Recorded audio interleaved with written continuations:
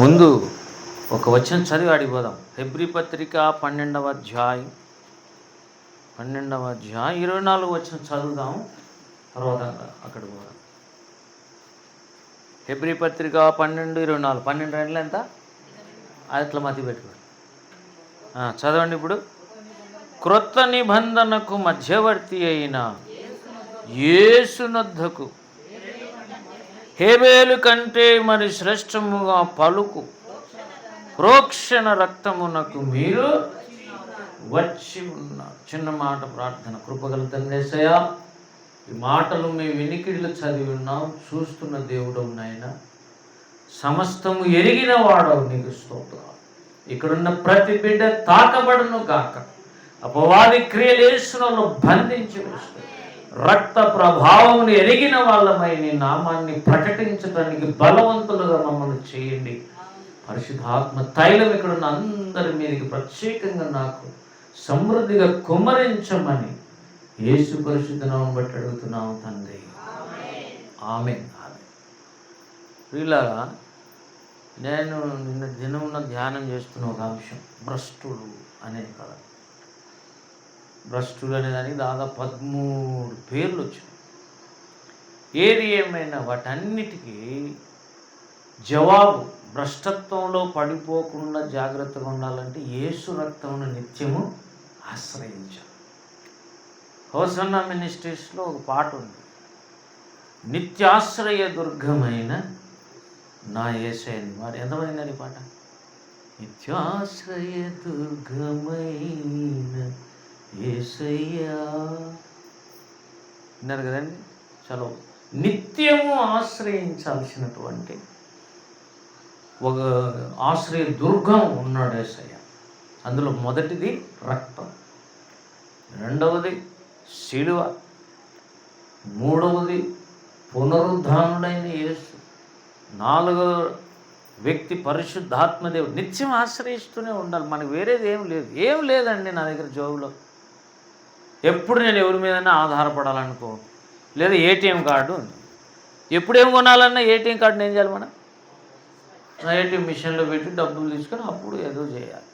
డబ్బులు పెట్టుకోవాల్సిన పనులు ఇప్పుడు అంతా డిజిటల్ మనీ. హల్లెలూయా.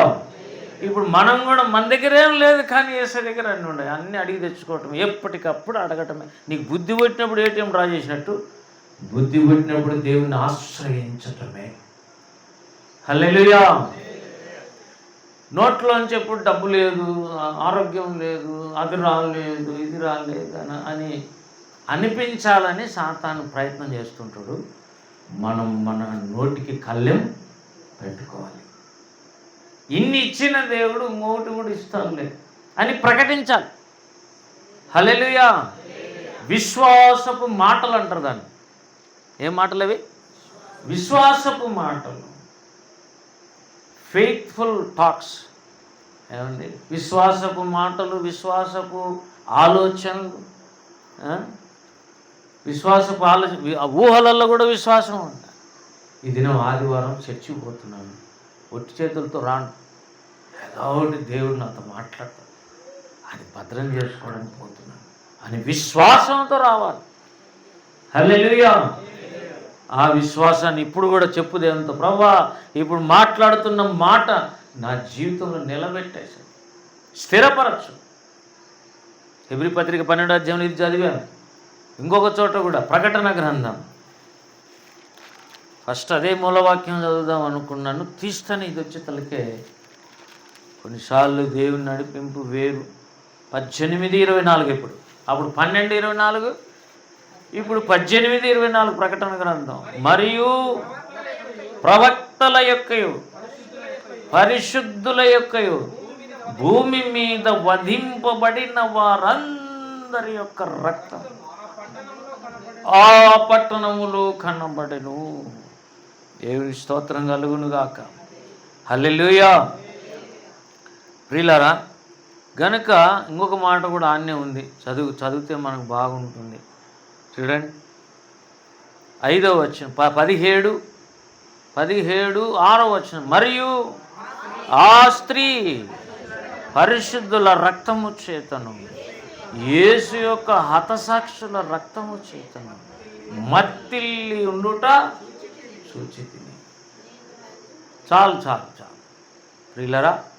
ఇప్పుడు అక్కడేం చదివాము? హెబ్రీ పత్రిక 12వ అధ్యాయంలో రక్తము పలుకుతూ ఉంది, రక్తం మాట్లాడుతూ ఉంది. ఎందుకంటే రక్తానికి ప్రాణం ఉంది. ఏమన్నా లేవి 17లో రక్తములో ఏముంది? ప్రాణం ఉంది. ప్రాణం ఉంటే ఆ ప్రాణం పోయే లోపల ఏదైనా కొన్ని చెప్తారు కొంతమంది, లాస్ట్ వర్డ్స్ అంటారు, వాటిని వాంగ్మూలం అంటారు. అట్లా ఇక్కడ 24లో 12:24 హెబ్రీ క్రొత్త నిబంధనకు మధ్యవర్తి. ఇప్పుడు యేసుప్రభు ఎవరండి? క్రొత్త నిబంధన ఆయనదే. యేసుక్రీస్తు వలనైన క్రొత్త నిబంధన అని చదువుతాం మనం. అది 1 కొరింథీ 11లో ఉంటుంది. క్రొత్త నిబంధన రక్తం, కొత్త నిబంధనలో ఉన్నటువంటి యేసుప్రభు యొక్క శరీరం రక్తాలు క్రొత్త నిబంధనలో ఇంప్లిమెంట్ చేయబడ్డాయి. పాత నిబంధనలో అబ్రహాం కాలంలో మెల్కీసెదెకై ఇచ్చాడు. దేవుని ప్లాన్ అయితే ఉంది, ఒక సిస్టమేటిక్ ప్లాన్ ఉంది దేవుని. మనం లోబడితే అన్ని అద్భుతాలు, లోబడకపోతే చాలా కష్టాలు ఎదుర్కోవాల్సి వస్తుంది. అనవసరంగా సులభంగా లోబడటం చాలా అద్భుతమైన విషయం. అక్కడ అంటాడు యాకోబు 3:17 పైనుండి వచ్చు జ్ఞానం మొదట అది చూడండి పవిత్రమైనది. రెండవది చూడండి, పక్క పేజీ తిప్పడమే కదా ఏమండి, 3:17 పైనుండి వచ్చు జ్ఞానం మొట్టమొదట. జ్ఞానంలో ఏముందండి? బాగా వినండి. జ్ఞానం ఉందని చెప్పి అపవిత్రపరచబడుతున్నా అంటే నీ జ్ఞానం అది దేవుంది కాదు. పైనుండి వచ్చే జ్ఞానం ఫస్ట్ క్యారెక్టరిస్టిక్ ఏంటంటే పవిత్రమైంది. రెండవది సమాధానకరమైంది. మూడవది మృదువైంది. అని పట్టుకుంటే మెత్తగా ఉంటుంది, కఠినంగా ఉండదు. ఆ జ్ఞానం మృదువైంది, సులభముగా. ఇది పరలోకం నుండి నీకు గన జ్ఞానం దేవుడిస్తే నువ్వు త్వరగా లోపడుతూ వెళ్ళిపోతావు. ఎందుకంటే టైం దొరకదు. టైం పోగొట్టుకుని ఉంటావు. అప్పటికి చాలా కాలం మనకేం పోయింది? సంవత్సరాలు పోయినాయి. భక్తిలో ఎదగాల్సినంత ఎదుగుదల లేదు. కానీ పరిశుద్ధాత్మ దేవుడు నువ్వు అడిగిన దాన్ని బట్టి ఏమండి 1:5లో ఏముంది? ఎవరికైనా జ్ఞానం కొదవగా ఉన్న ఎడలా అయిపోయింది. అడిగినాం, ఏం తక్కువ ఉందని? జ్ఞానం తక్కువ ఉంది. 3:17లోకి వచ్చేసరికి పైనుండి జ్ఞానం వచ్చింది. ఎందుకు? అడిగాం కాబట్టి జ్ఞానం పైనుంచి వచ్చింది. ఏ జ్ఞానం అది? పాతాళం నుండి వచ్చిన జ్ఞానం కాదు. మీకు తెలీదు, పాతాళం నుంచి కూడా కొంత జ్ఞానం వస్తుంది. ఆ జ్ఞానం దయ్యముల జ్ఞానం పైన ఉంటుంది. చూడండి 15వ వచనంలో ఈ జ్ఞానం పైనుండి వచ్చినది కాదు. ఇది భూ సంబంధమైంది, ప్రకృతి సంబంధమైంది, దయ్యముల జ్ఞానం. అసలు దయ్యాలే ఉంటాయి, పాతాళంలో ఉంటాయి. అవి భూమి మీదకి వచ్చి జ్ఞానం అందిస్తూ ఉంది. ఈ శాసనాలు చేయండి అని రాజకీయ నాయకులను సైతం, అధికారులను సైతం గలిబిలి చేస్తుంది. కాబట్టి పైనుండి వచ్చిన జ్ఞానంలో ఒక పాయింట్ ఏంది? సులభముగా లోబడున్నది. అంటే ఒబీడియన్స్ ఉంటుంది దాంట్లో. ఒక పిల్ల ఏదో చెప్తా అంటే అట్లా చేస్తున్నాను, బుద్ధి ఉందా నీకు అని కొద్ది గట్టిగా అరిసే తల్లికి అడ్డం మాట్లాడతాం. అంటే దయ్యం పట్టినట్లు మాట్లాడతాం. అంటే మనమేమంటామండి? బాగుపడమని చెప్తాము. ఒరే భద్రం రా అంటాం. మా సార్ అంటుండే చిన్నప్పుడు, తినద్దురా అది అశుద్ధం అంటే నాకు చెప్పద్దు. కొంతమంది ఏమంటారట, నాకు చెప్పద్దు అద్దుకొని తింటాడట. కొంతమంది అంటే ఊరుగా ఏం చేస్తారండి, మధ్యలో మామూలు ఫుడ్డే పోదు, మధ్యలో పెరుగు తిన్నామనుకో అది అంటే వినడు వాడు. వాని తత్వం ఏంటంటే చెప్పే కొద్దీ. కానీ దేవుని పిల్లలు పైనుండి జ్ఞానం పొందిన వాళ్ళ లక్షణం హోలీనెస్ ఉంటుంది, పవిత్రమైంది. మృదు అంటే ఏం తెలుసు? సాఫ్ట్ వాళ్ళు. ప్రతిదానికి కొట్లాడతాను. నువ్వేం మనిషివునా? నీకేడుగా రక్షణ? తల్లిదండ్రుల దగ్గర తెలిసిపోతుంది నువ్వు కొట్లాడుతుంటే, సంఘంలో తెలిసిపోతుంది, బయట తెలిసిపోతుంది, ప్రతి చిన్నదానికి కోపం వస్తుంటుంది. అసలు ఈ కయ్యంలో ఉండేది ఒకటి ఏం తెలుసా? ఒక లక్షణం కోపం. అది కూడా ఏం కోపం అంటే దేవుని మీద కోపం. వానికి ఎవరి మీద కోపం? ఆదికాండంలో వాడు చూడు, దేవుడు అన్నాడు, ఎంత సాఫ్ట్ చూడండి దేవుడు. 4లో నీ కోపమేలా 6 యెహోవా కయీనుతో, మీరు చెప్పండి, దేవుడు మాట్లాడుతున్నాడు లేదా కయీనుతో? ఎదురికి ఎవరున్నారు? దేవుడు ఉన్నాడు. ఈ పక్క ఎవరున్నారు? వీడున్నాడు. అసలు మనం ఎంత అడిగినా కూడా వినలేని పరిస్థితి. నీ స్వరం వినిపించునైనంటే ఎప్పుడు వినడంలే. కానీ వీని అదృష్టం చూడు, దేవుడు ఎదురుగా నిలబడినాడు. నాట్ ఓన్లీ వాయిస్, విజన్ కూడా దేవుడు కనపడుతున్నాడు, దేవుడు మాట్లాడుతుంటే వానికి ఎంత నిర్లక్ష్యమో చూడు. యెహోవా కయీనుతో నీకు, ఆ పాయింట్ పెట్టుకోండి, మరి అండర్లైన్ చేసుకో, నీకు కోపం ఎలా? దానికి రీజన్ ఉందా అని అర్థం. కోపం ఎలా అంటే అర్థం ఏంటి? ఎందుకు అసలు కోపం ఎందుకు రా నీకు? ఇది కోప్పడాల్సిన అకేషన్. ఎవరు కోప్పడాలా? నేను కోప్పడాలి. ఏం తెచ్చినారు అర్పణాన్ని? ఆయన కోప్పడలే. పైగా ఎవడు కోప్పడుతున్నాడు? రివర్స్లో దేవుడి మీద కోపం. అబ్బా ఎంత పండిపోయి ఉన్నాడు చూడు. మన మాట తీరు కూడా దేవునితో రెక్కలెస్. నేను చెప్తున్న కయ్యని తత్వం కనుక్కోవచ్చు. అప్పుడు ఏమండి వీటికి రండి, 10వ వచనం అన్నే 4:10. అప్పుడు ఆయన నీవు చేసిన పని ఏమిటి? ఆడేమో నీ కోపం ఎలా అన్నాడు, ఇక్కడైతే నీ చేసిన పని ఏందిరా అంటున్నాడు దేవుడు. నువ్వు చేసిన పని ఏమిటి? నీ తమ్ముని యొక్క పైన 9లో అయితే నీ తమ్ముడైన హేబేలు ఎక్కడున్నాడని అడుగుగా, నాకు తెలియదు, నేను ఎరుగను అంటే అడిగేది ఎవరు? దేవుడు. దేవుని తెలీదా? ఉండేదే 2 మనుషులు, హేబేలు కయీను. హేబేలుడు ఇప్పుడే చంపినాడు, ఒక గంట కింద అనుకున్నాడు. ఎక్కడరా అన్నాడు దేవుడు. నాకు తెలియదు అంటే వాడు ఎవడోడు? ఎదురు మనిషి, రెబలియన్ స్పిరిట్ అది. అందుకే దేవుడు అక్కడ ఏం చెప్పినాడు? చాలా సంవత్సరాలు గడిచినాక కొత్త నిబంధనలో యోహాను మొదటి పత్రిక రాసేటప్పుడు యోహాన్తో చెప్తున్నాడు, వాడు నాకు తెలుసు, వాడు దుష్టుని సంబంధం. ఎవరు వాడు? He belongs to the devil. వాడి మాట కోపపడ్డం ఎందుకు? అందుకే దేవుని అడగాలి. బైబిల్లో ఉంది, కోపపడుడి కానీ, వెరీ గుడ్, ఏమన్నాడు? కోప్పడండి. రీజనబుల్గా కోపం రావాల్సిన పరిస్థితుల్లో కోప్పడండి, కానీ ఆ కోపం పాపముగా మారకుండా ఉండాలి. రీజనబుల్ కోపం రావాలి. ఇప్పుడు కోపం ఎవరికి రావాలి? ఇక్కడ దేవునికి రావాలి. ఏందిరా తమ్ముడిని చంపుతావా? ఎవడైనా తమ్ముడు అంటే ఎట్లా చూసుకుంటే తెలుసా? అన్నలు అక్కలు, అన్నలు అక్కలు ఏం చేస్తారు? తమ్ముడు అంటే ప్రాణం సంకలేసుకుంటారు. అసలు అయితే ఆడలు, అక్కగాళ్ళు అయితే తమ్ముడు పుట్టినట్టు వాడిని ఎప్పుడు సంకలేసు. పల్లెటూళ్ళల్లో అయితే వాళ్ళే పెంచుతారు తల్లిదండ్రులు పొలాలు పోతే, అవునా కదా? తమ్ముడు అన్న ఉన్నాడు అనుకో, వాడిని ఫుల్ ప్రొటెక్టర్ అన్నమాట. తమ్ముడు ఎవడు రావు జోలికి. వాళ్ళని కనుక కొడితే శక్తి ఉందా లేదా కాదు, వాళ్ళు ఎవరైనా సరే అడ్డం తిరగటం తమ్ముని కోసం. తమ్మునికి ప్రొటెక్షన్ ఇవ్వాల్సింది ఎవరు?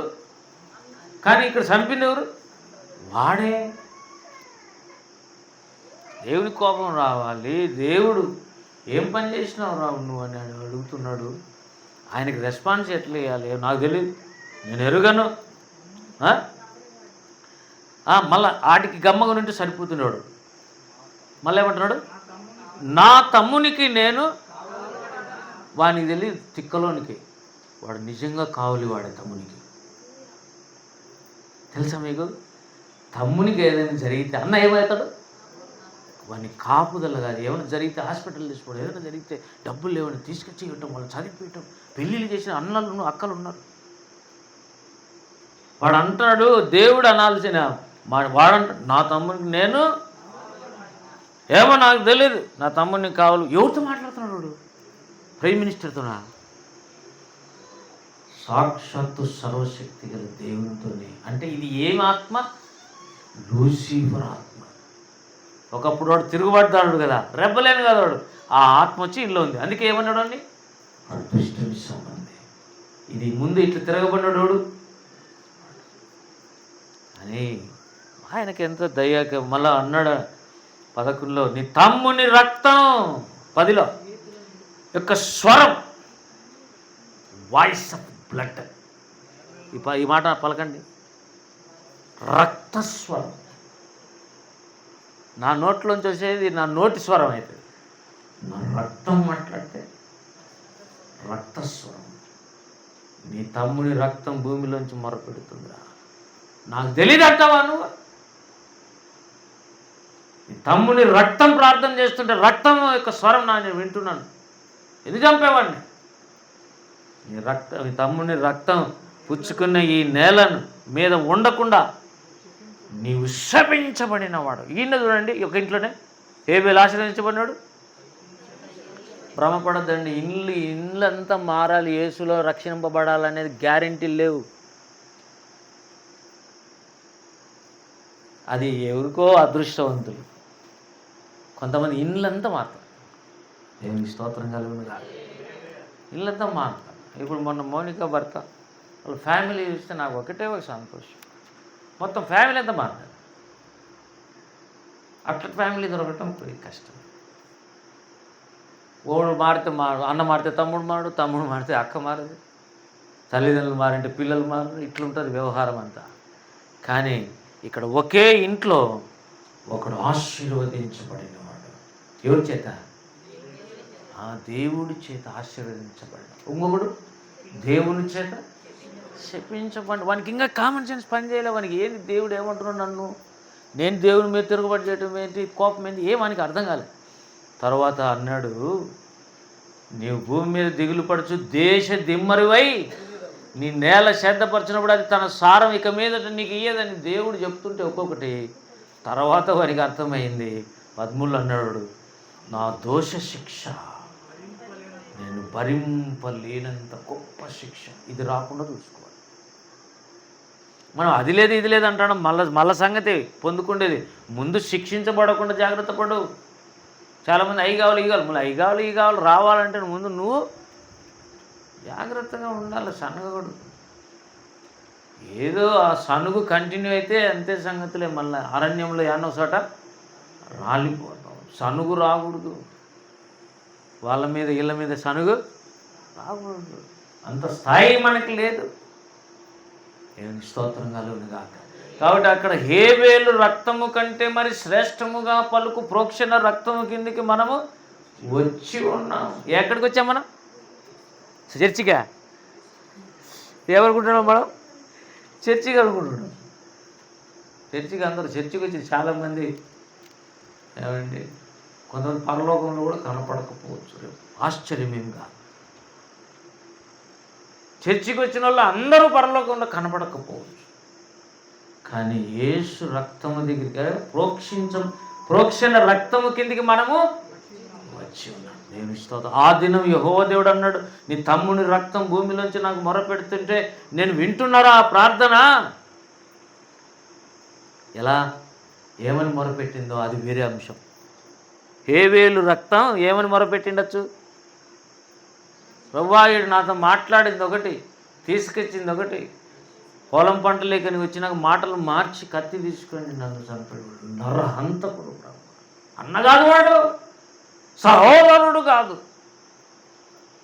నా తల్లి కడుపులోంచి ఇద్దరం పుట్టినట్టు కనపడతా ఉంది, కానీ వాడు లూసిఫర్ సంబంధి, నేను దేవుని సంబంధిని. నా జీవితం ఇంకా ఎంతో ఉంది ప్రభువా. వీడు అర్థాంతరంగా నన్ను భూమి మీద నుంచి డిలీట్ చేశాడు. అన్నీ నిలబడిపోయాయి. అంటే దేవుడు అన్నాడు, సరే నీ జీవితం పోగొట్టుకున్నావు కనుక నా కోసం హతసాక్షి అయ్యావు. నువ్వు నేరుగా పరలోకంలో బలిపీఠం కిందికి వెళ్ళిపో. హల్లెలూయా. ఎక్కడికి వెళ్ళిపోయారు?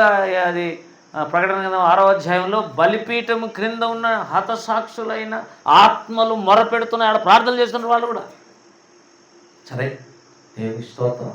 అయితే ఇంకొక మాట, యేసు ప్రభు భూమి మీదకి వచ్చి రక్తం చిందిస్తే యేసు రక్తం ఏం ప్రార్థన చేసింది దేవునికి? హేబేలు లాగా చేయాలి. అందుకే అక్కడ ఏమంటే హేబేలు కంటే మరి శ్రేష్టంగా పలికింది ఈ రక్తం, అది యేసు రక్తం.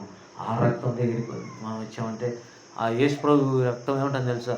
ప్రభా, వీడు తెలియక ఏమేమో చేశాడు, ఇప్పుడైతే వాడు తెలుసుకున్నాడు, నన్ను ఆశ్రయించాడు, నా రక్తంతో వాడు పాప క్షమాపణ పొందాలని ఇష్టపడుతున్నాడు అని అతని యేసు ప్రభు రక్తం యొక్క ప్రార్థన వేరు. అప్పుడు నిజంగానే పాప క్షమాపణ దొరికి దేవుని స్తోత్రం.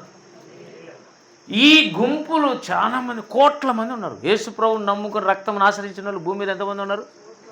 కోట్ల మంది ఉన్నారు. బహుశా 750 కోట్లలో కనీసం ఒక 100 కోట్లన్నా లేదు, 50 కోట్లన్నా ఉందనుకో. 50 కోట్ల మంది ఇటుకు వస్తే ఎంతమంది ఉంటారండి? సరిపోదు అసలు.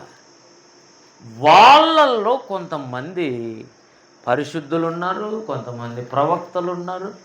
వీళ్ళని ఆయా కాలాల్లో, వాళ్ళ కాలంలో భక్తిహీనులు చంపారు. 18:24 మరియు ప్రవక్తల యొక్కయు ప్రవక్తలను చంపారు. ప్రవక్తలను జకరియా రక్తాన్ని చిందించబడింది. ఇర్మియాను కొట్టి గుంతలలో వేశారు. చాలామందిని ప్రవక్తలను చంపినదానా అన్నాడా లేదా దేవుడు? యెరూషలేము గురించి ఏమన్నాడు? యెరూషలేము గురించి, నేను పంపిన ప్రవక్తలను చంపినదానా, కోడి తన పిల్లలను రెక్కల కింద దాచిపెట్టి మిమ్మల్ని ఎన్నిసార్లు నేను పెట్టుకున్నాను, కానీ మీరు ఇష్టపడకపోతే అన్నాడు. ఇక్కడ ప్రవక్తలను చంపారు, కొంతమందిని పరిశుద్ధులు. ఇప్పుడు ఒక ఆయన ఈ మధ్యకాలం చాలామందిని గ్రహాం స్ట్రెయిన్స్ను 25 ఏళ్ళ కిందట గ్రహాం స్ట్రెయిన్స్ పిల్లలిద్దరిని అగ్ని పండించి కాల్ చేశారు. వాళ్ళ బ్లడ్ ఊరుకుంటుందా? ప్రార్థన చేయడానికి వాళ్ళు లేరు, కానీ వాళ్ళ బ్లడ్ శాశ్వతంగా భూమిలో ఉంది. ఆ రక్తం భూమిలో నుంచి ఇక్కడ మొరపెట్టలే. ఇప్పుడు హేబేలు రక్తం భూమిలో నుంచి అల్లే. ఆదికాండం 4లో దేవుడు అనలే, నీ తమ్ముని రక్తం భూమిలో నుండి నాకు మొరపెడుతుంది. ఎక్కడెక్కడ పరిశుద్ధులు చంపబడినారో ఆ నుంచే రక్తం దేవునితో ప్రార్థించారు. అనవసరంగా మేము ఏదో కొంతమంది భార్య పిల్లలకి చెప్పకుండా సువార్త చెప్పనని పోయి రాలే ఇంటికి, ముక్కలు నరికి ప్యాక్ చేసి పంపించారు ఇళ్ళకి. వాళ్ళ రక్తం ఆ రోజు ఏదైనా చెప్పిపోలే కదా, మర్చిపోయినారు కదా వాళ్ళు. తర్వాత చెప్తాం ఇంటికి వచ్చినాక అనుకొని పోయినారు, అంతే. ఇక నిత్య జీవంలోకి వెళ్ళిపోయారు.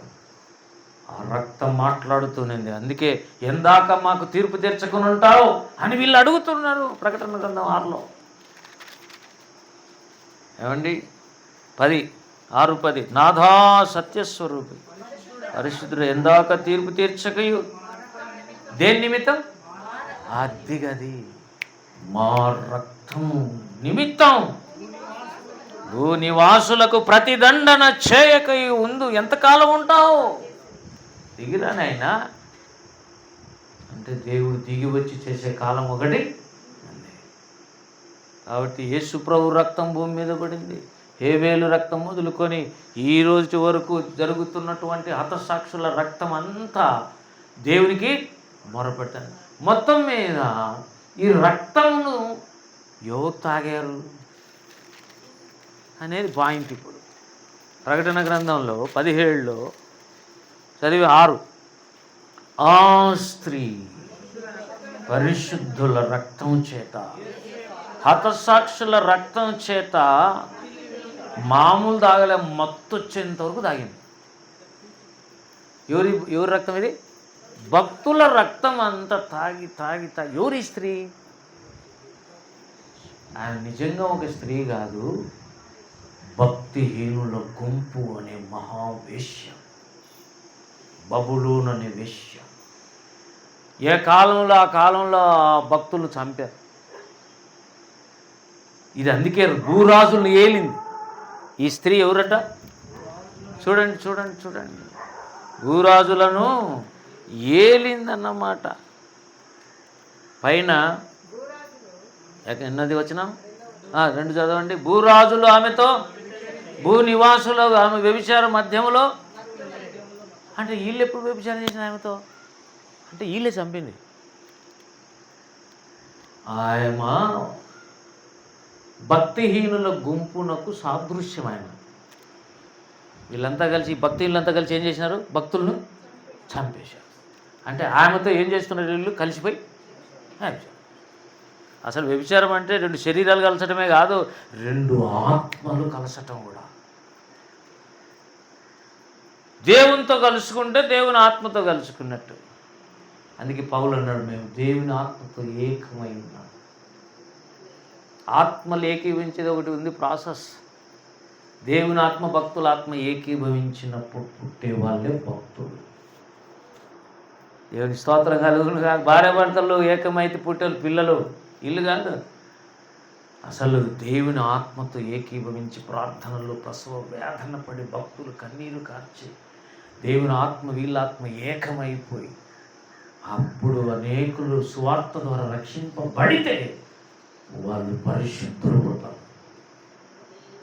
దేవుని స్తోత్రం కలుగును కాక. కాబట్టి అట్లా లేకుండా వీళ్ళు వ్యభిచారంలో పిల్లలు అంటున్నారు. వాళ్ళంతా ఎవరు? భక్తిహీనుల గుంపు. కాబట్టి ఇప్పుడు నేను ఎన్ని విషయాలు చెప్పా? భక్తుల రక్తము చిందించబడింది. భక్తులకు శిరస్సు అయిన రక్షకుని రక్తం శిలువలో చిందించబడింది. భక్తులు అనేకులు, పరిశుద్ధులు, ప్రవక్తలు అనేకుల రక్తం భూమి మీద చిందించబడింది. రేపు భూమి సాక్ష్యం చెప్తుంది. ఎక్కడెక్కడ అడ్రస్ అంతా చెప్తుంది. ఎవరెవరిని ఎక్కడ చంపినది అంతా చెప్తుంది.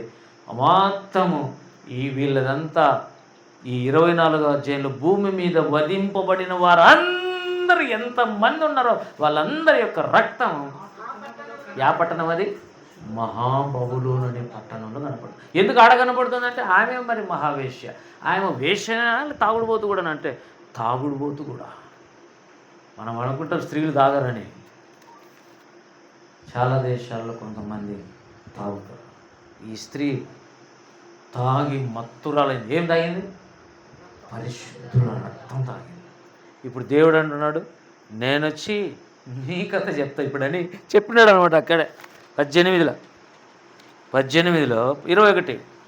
తర్వాత బలిష్ఠుడైన ఒక దూత గొప్ప తిరగటి రాతి వంటి రాయి ఎత్తి పడవేసి ఇలాగు మహా పట్టణమైన బబులోను వేగముగా పడద్రోయబడి ఇక ఎన్నటికి అది సంగతి. ఆ పట్టణంలో పరిశుద్ధుల రక్తం చిందించబడింది. ఆ రక్తం మొరపెడుతోంది. దేవుడు తీర్పు తీర్చాలనుకునే దానికి దిగి వచ్చాయన మహాబబులోను పట్టణాన్ని పాతాళంలో వేసి పడేస్తాడు. ఇక ఎన్నడూ కనపడు. భక్తిహీనులు అయిన వాళ్ళు ఎవ్వడు పాతాళం నుంచి బయటికి రారు, ఇక కనపడరు. కానీ భక్తి పరులు మాత్రం దేవునితో పాటు సదాకాలం. ఎంత డిఫరెన్సో చూడు. రక్తం ఉంది.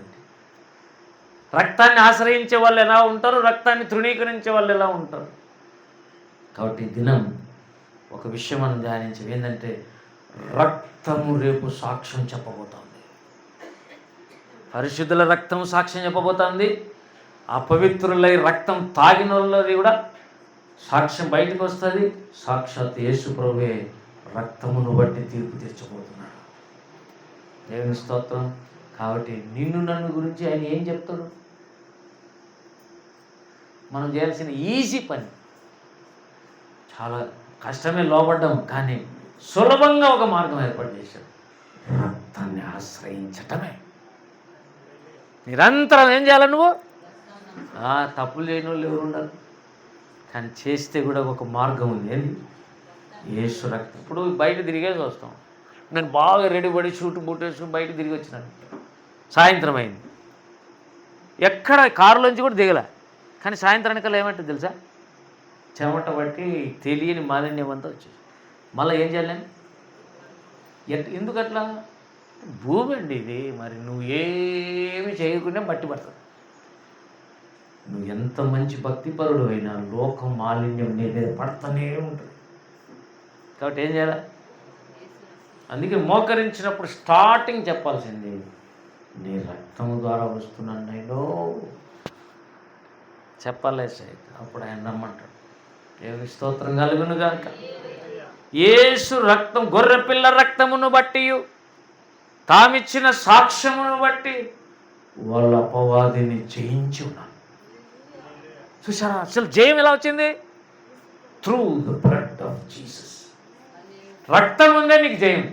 నువ్వు రక్తాన్ని ఆశ్రయించటం లేదు కానీ ఓడిపోతున్నావు, ఇంకా ఓడిపోతావు. కాబట్టి ఈరోజు ఏం చేయాలి? త్వరపడి అంటానులే, మనం ఎవరికొరకు చెప్పుకోపోరా నేను, పెద్దోళ్ళకు వాళ్ళకి పెద్దోళ్ళకి చెప్పు, పంచాయతీ పెట్టిపో అంటానులే. ఇప్పుడు మన పంచాయతీ ఇదే, దేవుడికి చెప్పుకోవాలి. నా పరిస్థితి ఏం లేదు, కొన్ని రోగాలు పోకుండా ఉన్నాయి, కొన్ని సమస్యలు పోకుండా ఉన్నాయి, కొన్ని స్థితిగతులు మారకుండా ఉన్నాయి. ఎందుకు? నేను రక్తాన్ని నమ్మలే ప్రభా. కాబట్టి ఫస్ట్ ఏం అడగాలి? రక్తమును నమ్మునట్లు హేబేలు ఆత్మ నా మీద పంపు. హేబేలు మీద ఉన్నట్టు విశ్వాసం నా మీద. మొదటి హెబ్రీ పత్రిక 11:2 హేబేలు విశ్వాసమును బట్టి. హేబేలు చూడండి, నా పదం చదవండి. విశ్వాసమును బట్టి హేబేలు అంటే ఏముందండి హేబేల్లో? దేని మీద ఉంది? అది ఫస్ట్ దేని మీద ఉంది? అతనికి రక్తం మీద ఉంది. కాబట్టి కొవ్విని టీచర్. ఈ దినము ఒకటే ప్రశ్న, నువ్వు ఎంత మంచోడో ఎంత చెడ్డోడో అనేది సెకండరీ, దాని విషయం కూడా ఉంటుంది తీర్పులో. ఫస్ట్ నువ్వు ఈ రక్తాన్ని ఆశ్రయించినవు లేదనేది ఫస్ట్ పాయింట్. ఆశ్రయించి ఉండి కొన్ని బలహీనతలున్నా కూడా ఆయన పట్టించుకోడు. ఏమరా అట్లెందుకున్నా ఇట్లా బుద్ధి లేదు నీకు. రేపు జడ్జిమెంట్లో అరుస్తాడు, తిడతాడు, కొన్ని కట్ చేస్తాడు, కొన్ని బహుమతులు ఇయ్యాడు, కానీ పరలోకంలో అయితే ఉంటాం.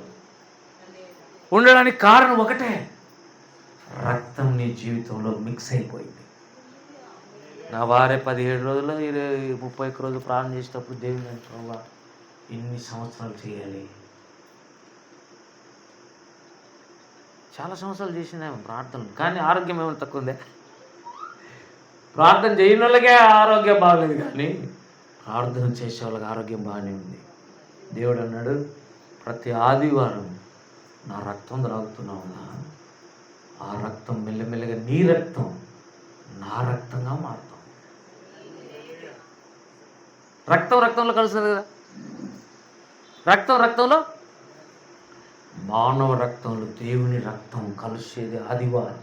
ఎట్లా ఎగరగొడతావు నువ్వు? నీ ఇష్టమా? బాప్తిసం తీసుకొని నీ ఇష్ట ప్రకారం బ్రతుకుతావా? నేను చెప్తాను, చాలామంది అది కూడా చర్చి ఆడికి పోతాను. ఏది లేనప్పుడే అడిగాను పోవచ్చు. నేను చెప్తాను చూడు, ఎక్కడ దొరకనప్పుడు ఏది లేనప్పుడు ఆదివారం ఏదో సాటికైతే పోవాలి. కానీ సాధ్యమైనంత నువ్వు పుట్టినటువంటి మందిరంలోనే పెరుగుతుండాలి. ఏమి స్తోత్రం. అవకాశం లేదా హైదరాబాద్ పోయాం. యాక్చువల్గా నిన్న మీటింగ్ ఉంది, పోయింటే అది ఆదివారం మిస్ అవుతుందని పోలే. అట్లా పోయినాం అనుకోండి, ఆదివారం నేను బయటికి ఆడికన్నా పోతే కానీ ఆదివారం ఇక్కడ మిస్ అవుతుంది పోనీ ఆడికి. మనం కమిట్మెంట్ ఉండాలి. ఈ ఆదివారం ఇక్కడ కాకుంటే ఆడ పోదాంలే, లేకుంటే ఆడిపోతే ఇంకోదాన్ని. ఏంటి నీ జీవితం? సరే పోతున్నావు, ఎక్కడ బాప్తిసం పొందినావు? దేవుడు నిన్ను యాక్సెప్ట్ చేసి నీ పాపాలు క్షమించిన స్థలం ఎక్కడ? నువ్వు బాప్తిసం పొందిన స్థలం. ఆ పాస్టర్ దగ్గర నుంచి నువ్వు తెచ్చుకోద్దా? పాస్టర్కి ఒక మాట చెప్పండి, అయ్యా నేను ఈ ఆదివారం రాలేదు, అలాంటి పని మీద వెళ్ళిపోతున్నాను. మంచిది నాయన అంటాం, కానీ వద్దంటావా? అంటే కన్సర్న్ అంటారు, లోబడే వాళ్ళు చేసే మాట. లేకపోతే చెప్పకుండానే ఎగరగొట్టడం. కాబట్టి దినం యేసు రక్తాన్ని ఏం చేయాలి? ప్రతిరోజు కూడా, ఆదివారం ఒక రోజే కాదు, సోమ మంగళ బుధ ఉదయం సాయంత్రం కడుక్కుంటానే ఉంటాం. అప్పుడు ఆదివారం వీటికి వచ్చినప్పుడు మనం ఈజీగా దేవునిలో ఉన్నాం. హల్లెలూయా. వారమంతా నీ మైండ్లో డస్ట్బిన్ మీద వేసుకుని తిరిగి నీ ఆలోచనలు నీవి, నీ తలంపులు నీవి. ఒకసారి నాకు భయం అయితే చెప్పాలంటే ఇట్లాంటివి మొత్తం నీ చిత్తమే, నీ ఇష్టమే నెరవేర్చి అన్నీ చేసి ఆదివారం పూట ఒక్కడు వచ్చి, అది కూడా ఏం సిద్ధపడేది లేకుండా చేయెత్తేది తీసుకునేది, నోట్లో అట్లా గుగ్గులు వేసుకునేది. అట్లా చేస్తే దేవుడు ఏమనుకుంటాడంటే వీనికి రక్తం విలువ నా ప్రాణం విలువైనకి. కాబట్టి ఒక్కటి అడుగుతున్నారు ఆదివారం ప్రభా, బల్లలో యోగ్యంగా చేయి వేసేటట్టు సహాయం చేయి. ఇదొక్క పాయింట్ అడుగుతూ వస్తే ఖచ్చితంగా రక్షణ కొనసాగించబడుతుంది. అట్టి కృపదేవుడు దయచేయుగాక. నీకు కావాలన్నా ఇటువంటి ప్రార్థన చేద్దామా? రండి, ప్రార్థన చేద్దాం.